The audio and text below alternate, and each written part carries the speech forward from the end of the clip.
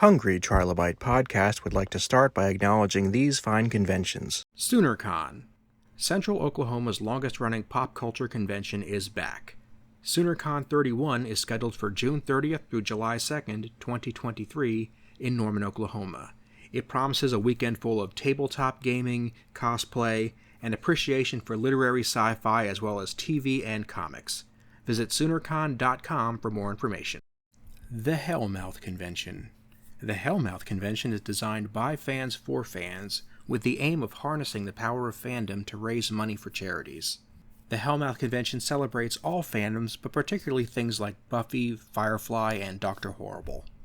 Like the Hellmouth itself, things gravitate toward it that you may not find anywhere else. The next event is scheduled for June 9th through 11th, 2023 in Los Angeles, California. On tap today, we have my buddy Dan Decker back. How you doing, sir? Hey, Aaron. Thanks for having me back on the Hungry Trilobyte.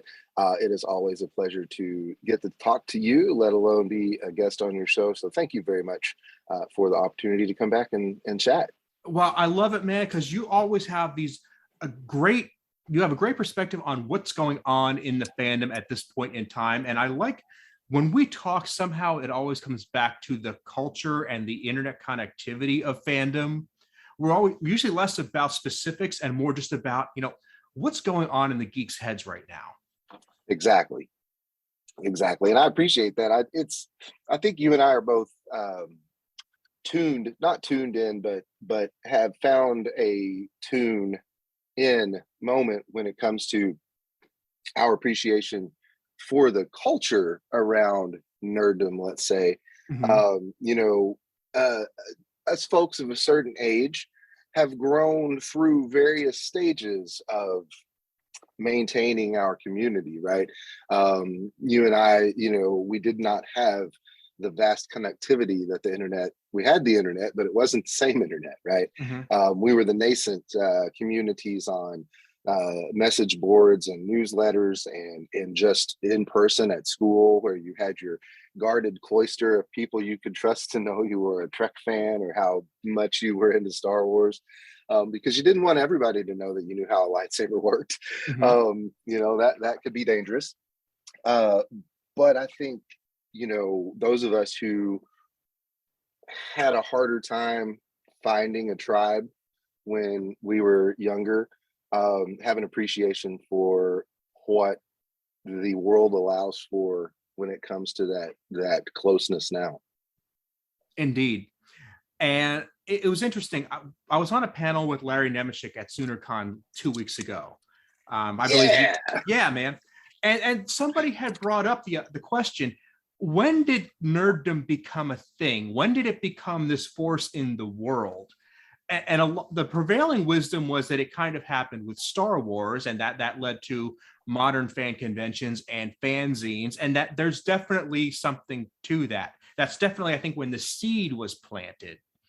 But when it comes to the mega force it is now, when it comes to what we're seeing with social media and with, multi-billion-dollar franchises, I said that moment happened, in my estimation, with the first Tobey Maguire Spider-Man movie. Pretty much. Yeah.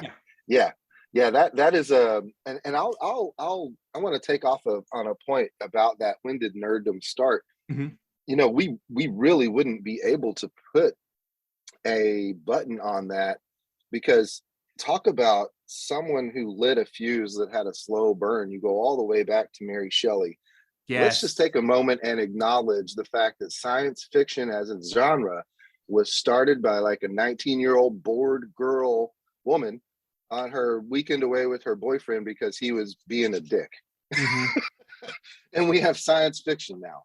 Yes. And it just that she lit that fuse, and then you get to Jules Verne, you get to H.G. Wells, you get into the early 1900s, you have Einstein coming along with scientific ideas that literally inspire imagination, right? And there is no disconnecting the intrinsicality of science in science fiction. Mm-hmm. Right? And we just see that continue to pay dividends. How many astronauts, how many engineers, how many folks who are doing these works these days said Star Trek, Star Wars, Jules Verne. These were the inspirations that got me to wonder, to get me to want to learn, to make me want to find these answers.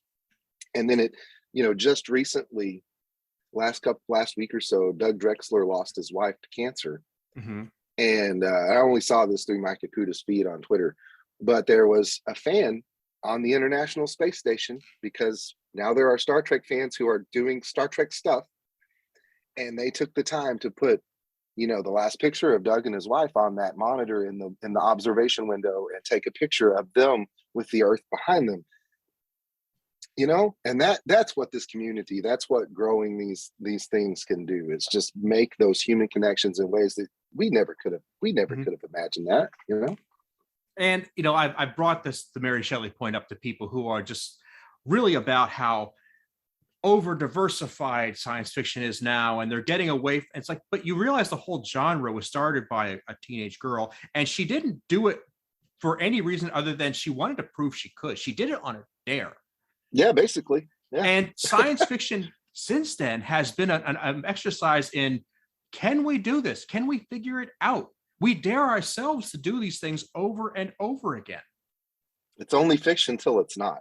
Right. And there's some things, I am remiss to even say there are some problems in, well, quote unquote problems, ideas in or in science fiction that we won't ever achieve, but we actually live in a world where, not in the same technical way, but we have people who have built actual lightsabers with plasma blades that can cut through stuff pretty quickly. Mm-hmm. Now, are they powered by kyber crystals and high power energy cells? No. That you need a backpack and some gas and a few other things. But the point is, you can't say we'll never use transporters, because, hey, now we actually have a kind of lightsaber. There are discoveries out there to be made yet that will allow for the fiction in our science to become science.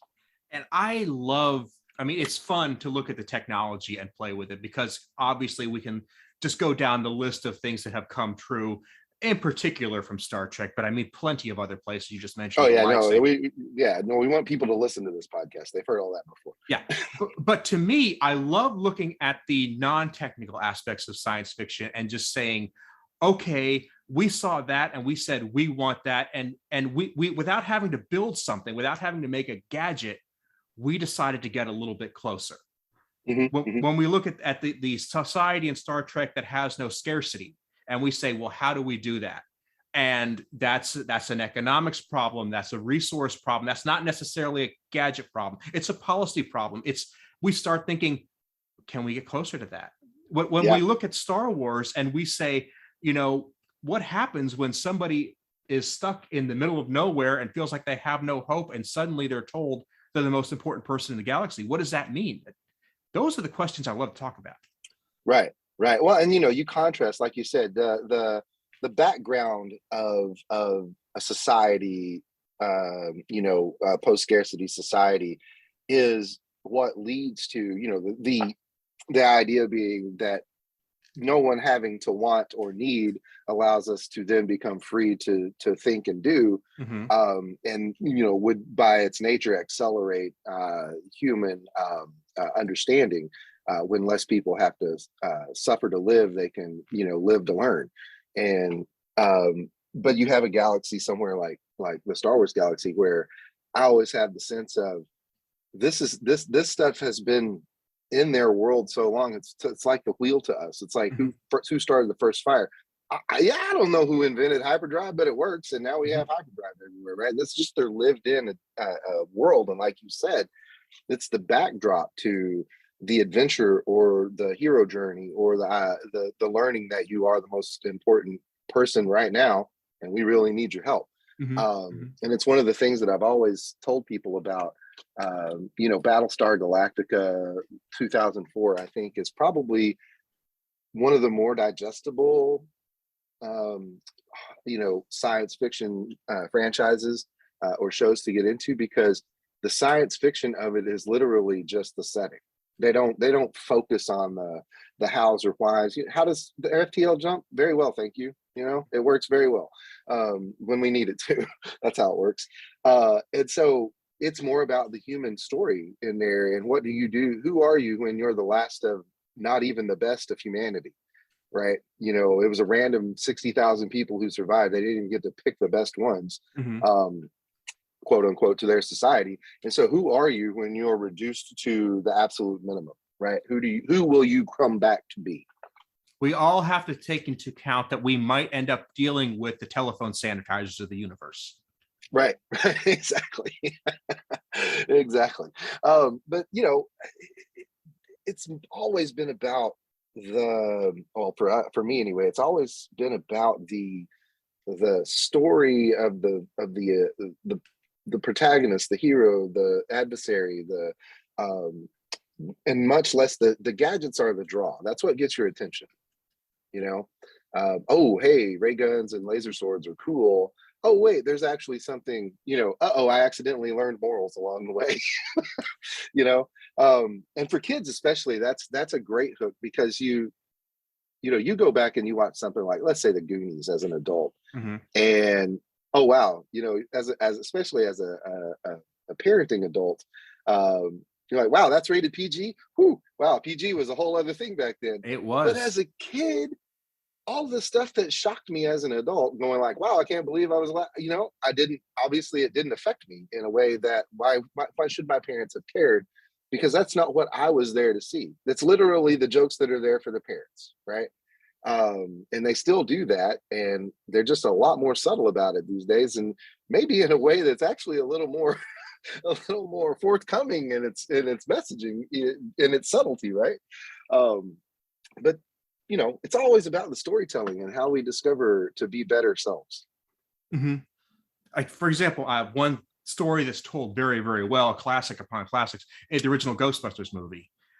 You know, you watch that as a kid, or at least I did, and it's like, oh, the Ghostbusters, they got the big gadgets, and they fight the ghost, and that's fun.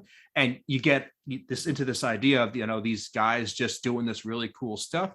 And you come back as an adult and you realize this is a movie about paying bills and running a business, and it's still cool, but holy, you're suddenly on the other side of that fence. Yep. And that is, and like you said, that's good storytelling. That is, with either by, I would hope by design, but either by design or by accident, when you tell a good story, there's parts for everyone. Either you intentionally, you know, quote unquote, cater to the kids to get butts and seats, as they say, or, you know, you cater to the adults, and it's this slow plotting thing. But if you just tell a good story, people will take from it what they need to.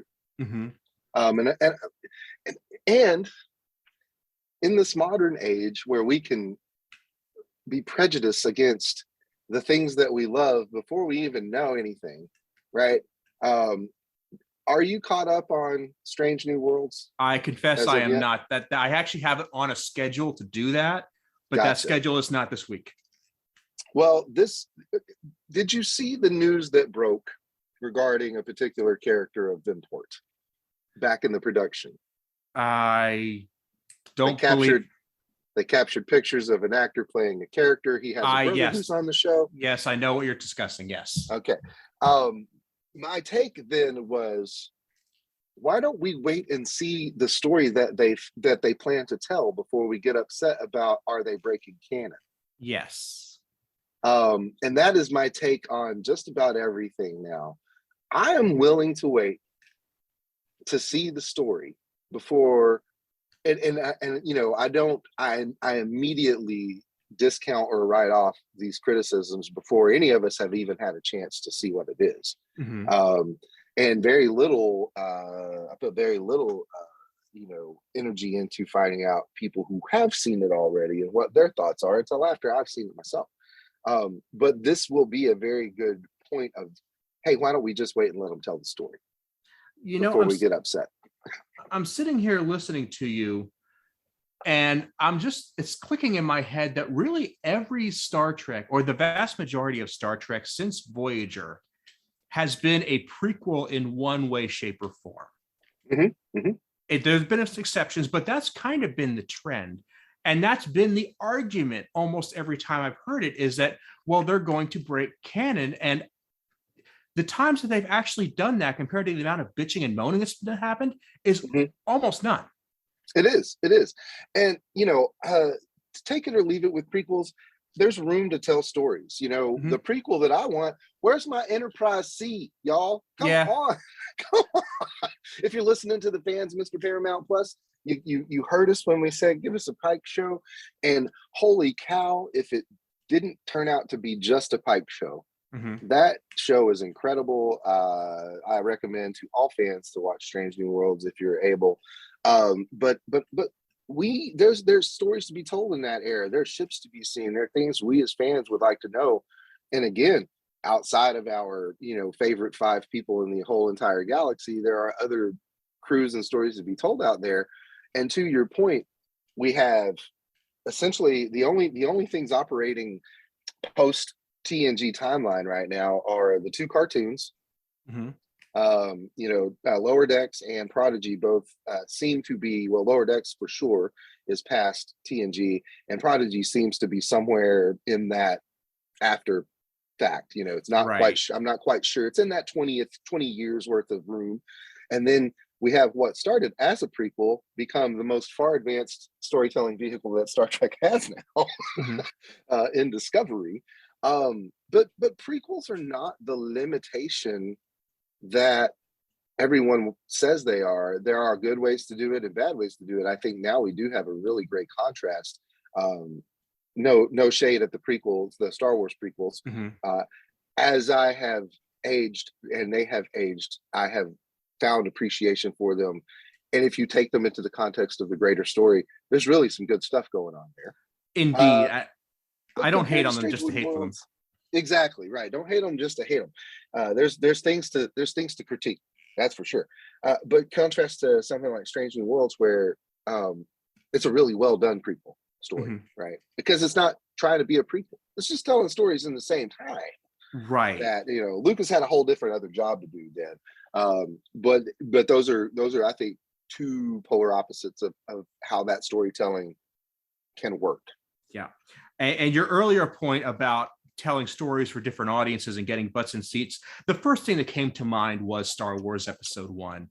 And I'm not going to rag on it just to rag on it, but it taught me a storytelling lesson that I don't think could have been taught any other way. And that is the difference between Episode 1 and Episode 4.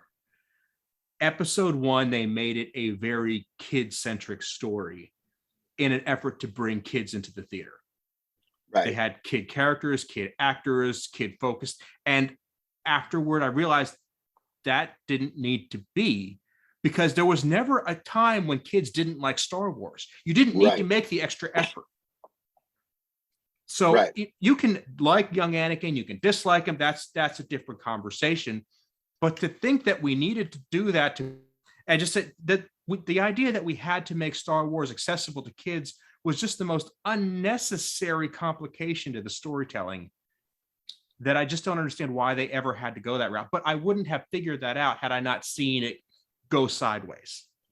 Right. We didn't know, we weren't aware of what we would be missing because we didn't know what we had until we got what we got, if that makes any sense. But your point being that it wasn't, obviously it isn't that there's kids in Episode 4. That's not what enraptured me as a child. That's not what got your attention. Right. It's not why my younger brother, who was born in 1986, I was his introduction to Star Wars, not the prequels, right?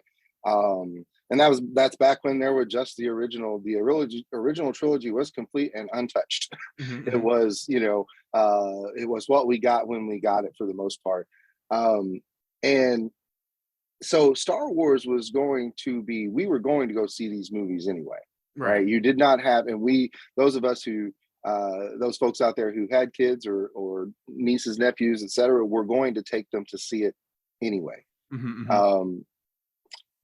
I, as a child, even as a youngster, was very tuned in to the, oh, that character's supposed to be for me. Oh, that slapstick is supposed to be funny to me. Oh, that funny voice is supposed to be funny to me. It never was, right? I could, 5, 6, 7 years old. Don't pander to me. Right. I'm not, I'm not here to be pandered to. I'm here to be entertained just like everybody else in the room. kids don't get the credit they deserve for being smart. No, we got into this. We don't want to challenge kids. We don't want to scare kids. We don't want to give them something that maybe is a little too grown up for them. It's a little too violent for them. We feel like, man, if this sinks into their head, that's going to just ruin them. And while I don't want to rush it, those experiences, they're going to happen at some point. Right. And, you know, of all the things that traumatized me as a child, going to see any particular movie or seeing any particular bit of media really wasn't it. Like, I'm not traumatized by any of the, you know, actual movies or shows or any of that stuff that I watched as a kid.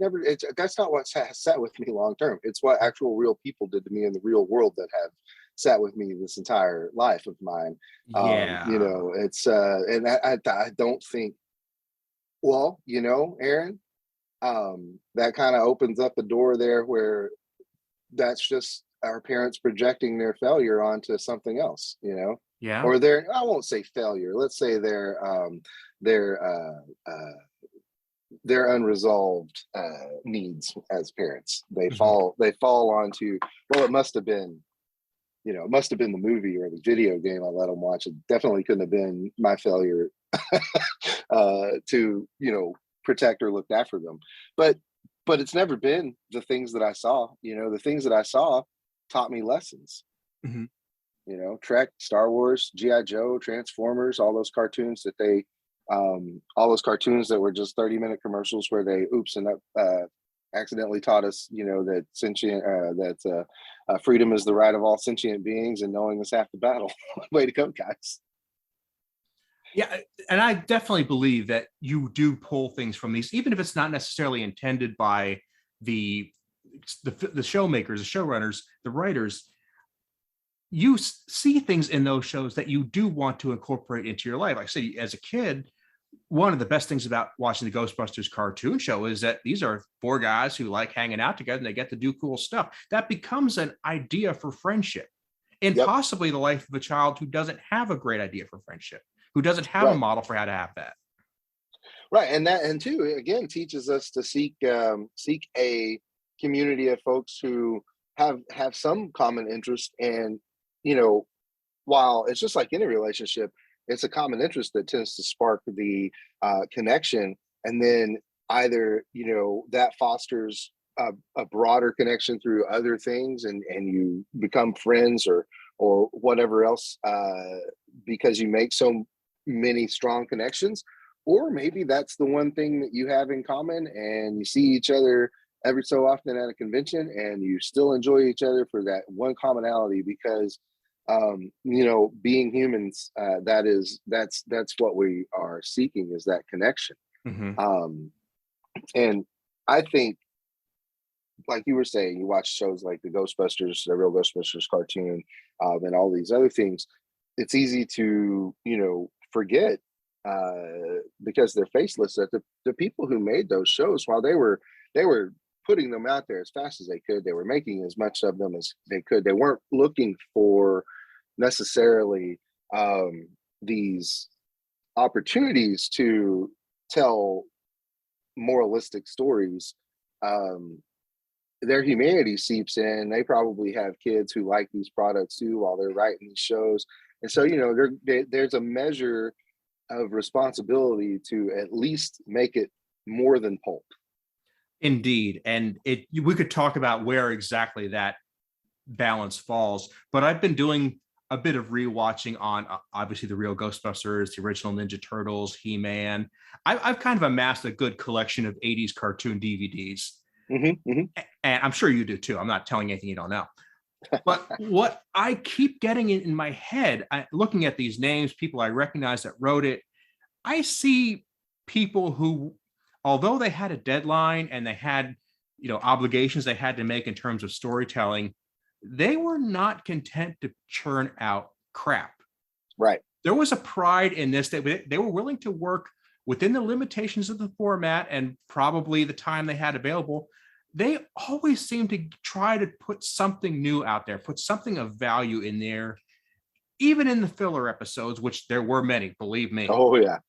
But there was always the intent that somebody said, hey, no, this would be kind of fun. I could do this. And, maybe 2 parents out of 1,000 will get it, but this is going to be a joke. I should put this in there. Exactly. Right. Exactly. Because they're going to be the parents like myself who watched along with, the youngsters when they watched their cartoons, because, they're watching Transformers too. So, I'm going to be right there along for the ride. But yeah, it's definitely, like you said, they're willing to work within the room of the system, and unwilling to make as much junk. There are the episodes where the toy line was refreshed and you get 15 introductions just on the random 3rd episode of the season, because these people have toys coming, they have to be seen in the cartoon. But there's this recent chatter about returning to the long season format for television in the 20 plus episode season range. And first of all, that's exhausting for everyone involved, viewers included. Most actors will tell you that shooting 20 plus episodes a season was grueling, lots of times unfulfilling work.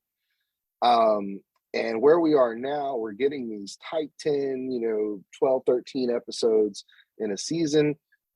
Strange New Worlds is proving that a well done 10 episode season is a really good sweet spot. I'm a fan of the 13 to 15 range, just, that way you get a little room to breathe in some space, without having room to, just fluff.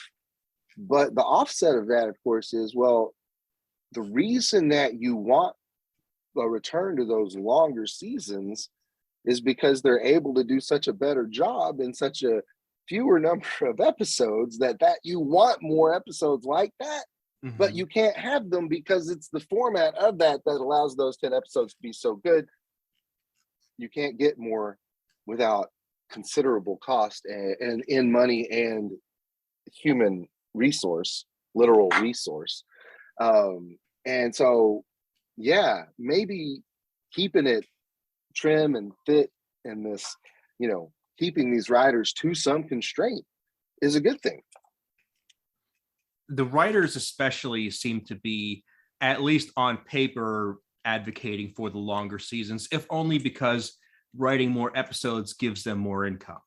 And I don't begrudge them that. Yeah, that's very fair. And I'm sure there's a trickle down effect to the actors and the makeup personnel and the electors and all the other, creative people on the set that you want more work because, your industry is not that stable. I get it. Especially with COVID times. Yeah. Broadly, we all just want a good show. Nobody's going to disagree with that, right? I mean, it's the internet, so somebody is. But realistically, well, and that's thinking about it. You can look at a modern run of a show with X number of seasons, and it's easier to group that season together and say that season was good or mediocre or etc. And name the standouts. In something like season 5, 6 or 7 of TNG, for example, which are generally regarded as they were just they're chugging down they're on a V8 down the interstate 75 miles an hour, and the engine's doing no work at all, right? They're humming down the street. And season 5 has got 6, 8 standout episodes that could be in anyone's top 10 list. Season 6 the same, but there's still 19, 15 other episodes where you're like, oh right, yeah, no, that one. But with every episode so far of something like Strange New Worlds with this 10 that one. Right, it's a lot easier to and it may just be an effect of getting old, but it's a lot easier to feel that visceral connection to that particular story when there's a lot less of those stories, right? But I will say this: I would suffer through 26 episode seasons if it meant that more people had food on their table. Well, I'll take that offset. in the year 2022, we have this absolutely flawless method of determining when the best season of a TV show is. And that is the season that causes Netflix to cancel it. Oh, right. Yeah, no, Yeah. that used to be Fox's job. Netflix is picking up a lot of Mhm. slack there. Netflix would do the Firefly, you get Firefly, or Arrested Developed, right? Where, a show literally takes home all the awards. Hey, guess what, guys? You're canceled. Mhm. That was the most face palming, gobsmacking news. Trish and I, we loved that show, Arrested Development. We watched that show, on purpose. And we were like, yeah, all these awards, it got canceled. It made no sense. But I digress. Because that's what Netflix does now, I hear. And that, sci-fi, they used to do the same thing. Get a good show going. I don't know what their metrics are, but we'll make an 8th Sharknado instead of another season of a show that actually should have, like, Dark Chatter, or I'm sorry, Dark Matter. Sure. I have criticized sci-fi so much over the years for just having absolutely no concept of what they really want to be or what they need to offer. And this isn't a defense of them. They just fell into the same trap as all other cable TV. They just did it maybe 2 or 3 years sooner. Yeah. And that is that cable TV started out with this concept that you could have a channel specific to your interests, and you could grab that audience and hold them by the butt, and that you would just make money on that because they would gravitate to you in order to have their interests fed. And especially after, like, the writers' strike of the early 2000s, there was this idea that, but if we get a really popular show, we should make that should be our main thing, and we should have these really, really broad topics. That's why every show suddenly had a fucking cake show, and they had a Pawn Star show, and they had a travel show, and a redecorate makeup my house show, and all of that. Yeah. And it's like every single one had a show with the exact same format, so it was not distinguishable from regular broadcast TV. Just because it's called Stan Lee's Who Wants to Be a Superhero doesn't mean it's going to be a winner. Right. But that had to fit 2 formats, or two. It had to try and slot itself into 2 niches, right? And it's just like the quantum light experiment, right? You can't be a wave and a particle at the same time, even though you're both, right? And so trying to fit that content through those 2 slits in the paper, you get one or the other. You can't have them both at the same time. And so just because it's a sci-fi themed reality show doesn't mean it's going to capture that audience, because you've lost the pancake, right? Your Venn diagram starts to separate, and just because you're a sci-fi person doesn't mean you're going to want to watch a reality TV show where people jump over buildings and try to, be a superhero, right? So there's no overlap there for me.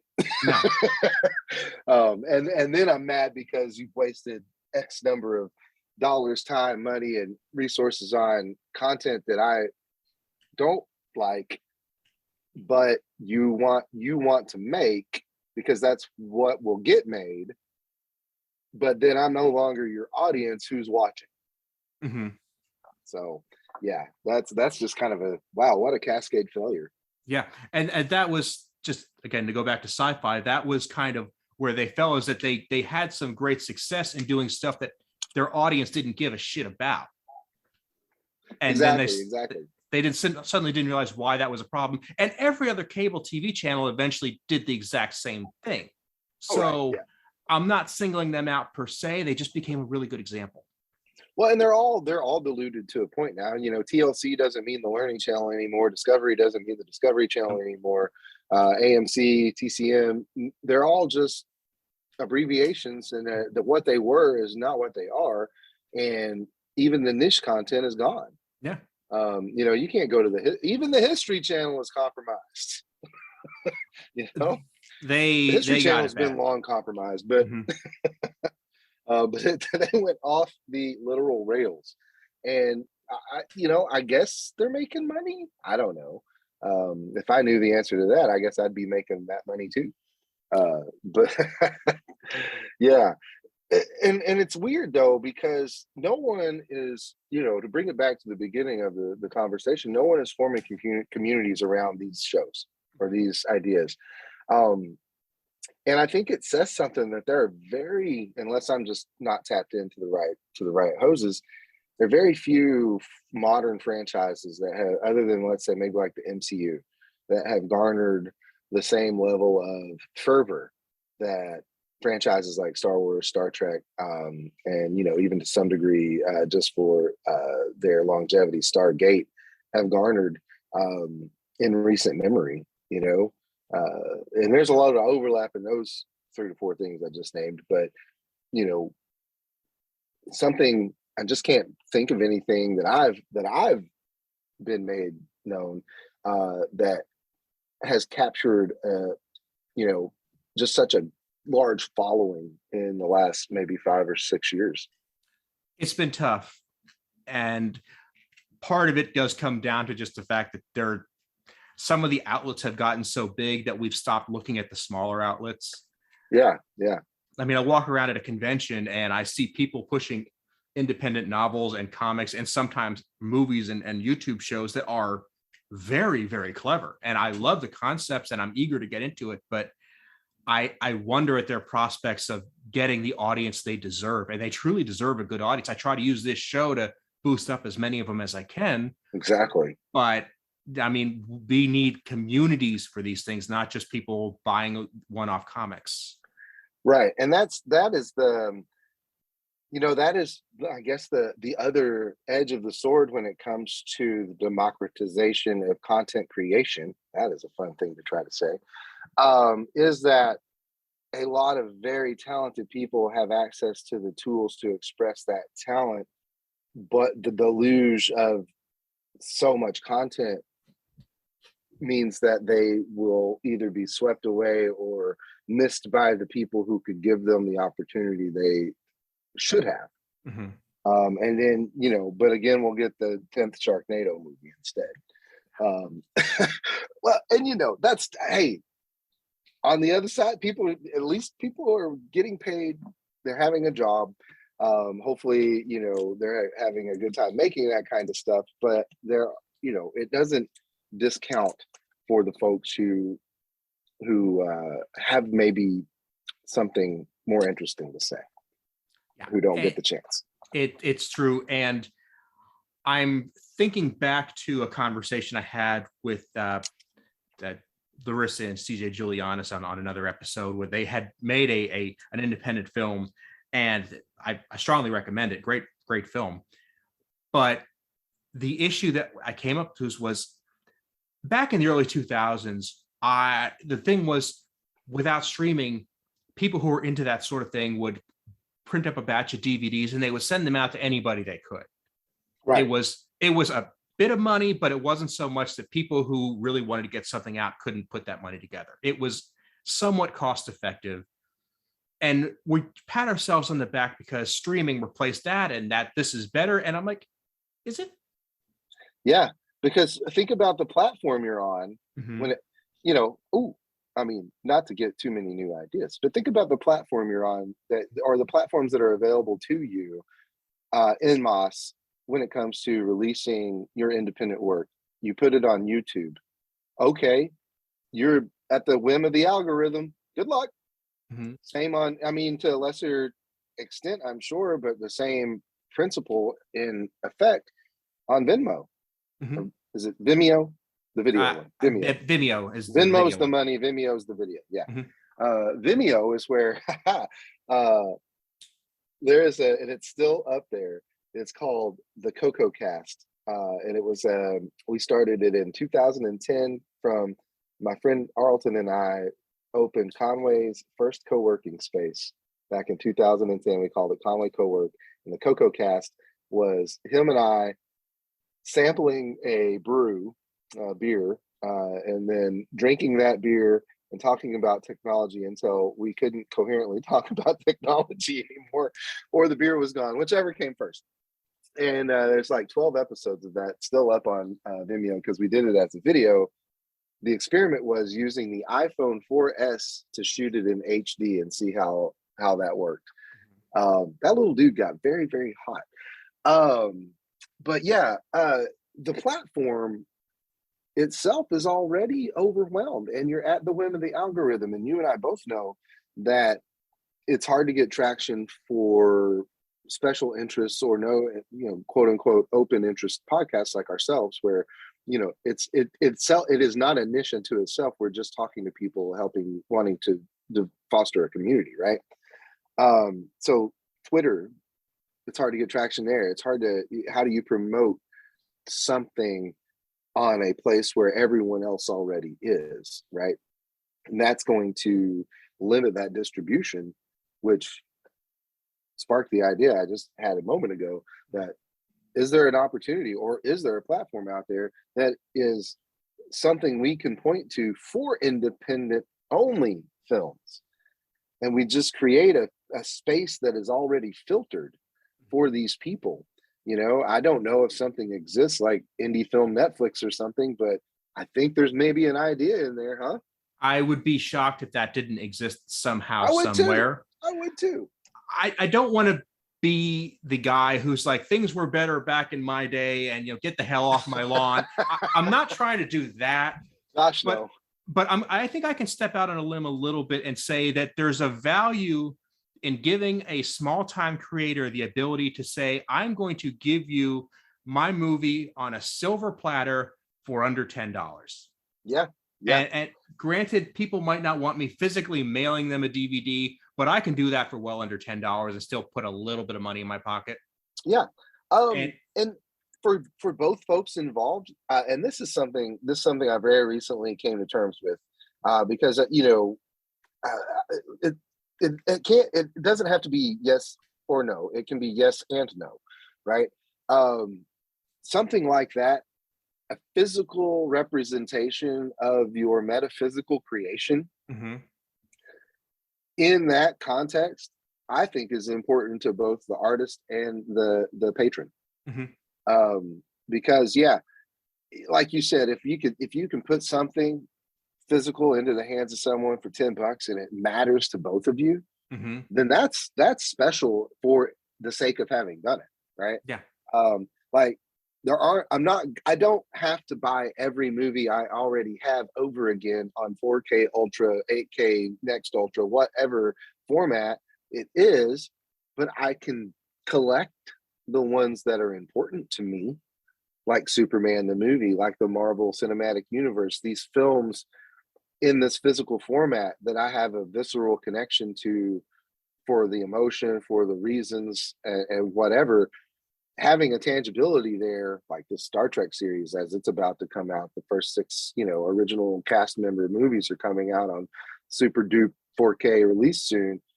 Having that is worth it to me, right? If I support I've supported the Voyager documentary, getting a physical version of that is going to be important because of that, right? So you're not wrong in that idea at all. I'll definitely, I think folks who are looking for that are going to want that kind of concierge, service at the end, for sure. Yeah. And I'm not saying this is a grand idea or that I have all the details worked out. I'm just saying, as a content creator, as somebody who's watched the evolution of media and how it's affected independent creators, I see a few obstacles in our world today that don't need to be there. Yep. That smart people should be able to have a better answer for that they haven't said yet. And I was thinking too, because it wasn't me, but I do remember the first person I knew that had a CD burner, right? And how that changed people. Independent music artists were the first, I think, to kind of benefit from that. They were able to take their Tascam 4-track mixed down cassette and put it onto DVD, or not DVD but CD, and then and that just progressed from there as we were able to democratize and consumerize quality video cameras over just the VHS. And this evolution of content creation, content distribution, and community building, for myself at least, it's been rewarding to be a part of, and it's been rewarding to watch it grow and change over these many decades now that make up my life. Indeed. And we could have a whole conversation on the poor missteps that have happened along the way, and what we saw, what we missed. That's you and I have kind of had hints about that. We should just have an old man yells at cloud type chat about the internet in general. Back in my day, yeah. I've been thinking recently, as someone who meme distribution, I think is one of the more fascinating growth points in the internet, in that there's still the first memes that I shared or were shared still had an element of sneakernet to them, right? Mm-hmm. You had to be over at somebody's house and remember, oh man, okay, wait, so somebody sent me an email the other day. Okay, hold on, where's your computer? Okay, oh, all right, no, wait, you gotta wait, you gotta boot it up, because nobody kept the computer on all the time. You gotta wait, you gotta boot it up. Do you have the internet? Okay, well, do you dial in, or is it okay? And so then you get connected, and then okay, now and you didn't have Google, so you went to whatever, maybe Yahoo at the time. You're like, okay, it's like South Park cartoon or something like that. I don't know what it's called, right? And it's the original Christmas card animation thing that Trey and Matt made, that was viral back in the day, and it was literally on VHS, and it made its way around Hollywood, and that's where that started. That's one of the first memes that I knew to share with folks, and it was freaking hilarious. You have Troops, the Star Wars Cops parody that's out there. That video is hilarious. And that's one of the earliest memes. Unfortunately, the meme is known by a fat Star Wars kid. That's probably not one of the best ones to reminisce about. But it was, at the time, that's just one of those things. We didn't text memes to each other. We didn't have a way to share them on Twitter. But that nascent memeology was still there. And it was like I did this bridge the other day. It's just this technological gap bridge where, you get it to work, and then technology comes along where sharing memes is like literally just reaction gifs to something people said on Twitter now, right? Mm-hmm. And but the other day, I have a computer I'm using inside and an external monitor to connect to it. It's an iMac with an external monitor, right? The monitor only has DisplayPort, standard DisplayPort, and some HDMI. Well, the old iMac only has Thunderbolt DisplayPort out. I'm like, how am I going to connect these two? Well, back in like 2008 or 9, I bought a contraption to connect from mini DisplayPort, USB, optical audio, anyway, to make an HDMI out port for my old laptop. And I still had that and an HDMI cable. And so I was able to connect this, monitor I bought in 2022 to this computer that I bought in 2012 using a cable that I bought in 2009. And so,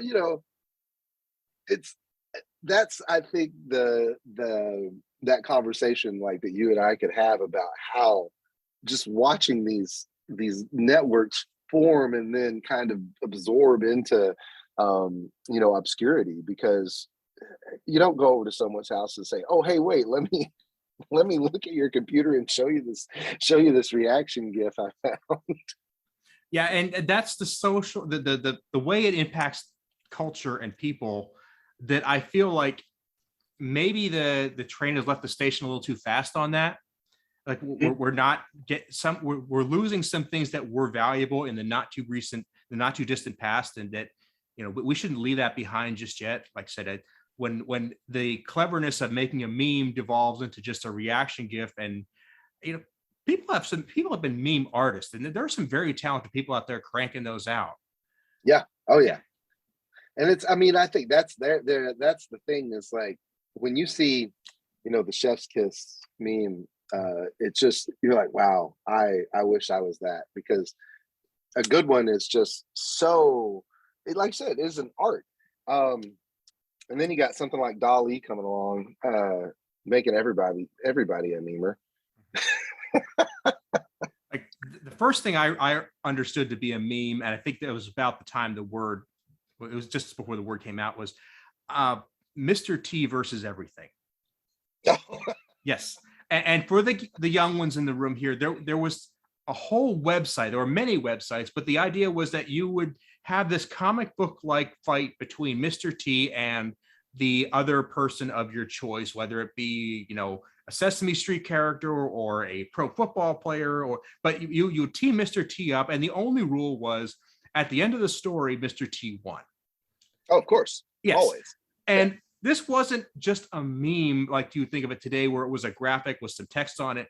These were literal comic books people had made out of various drawings and graphics. And there would be, you could print these out and read them. Some were so elaborate. So, and all about the joke that you wanted to see Mr. T win in a fight against something. It didn't matter. But Chuck Norris. That was the case of how, don't let this creativity go away. Yeah. And that's so, and that is such a fun point though, it doesn't matter the venue through which people unlock creativity, right? I am no real artist in any way that I would qualify, but I've managed to hack through some things. But one of the things that I like to do is it's like digital composition art, right?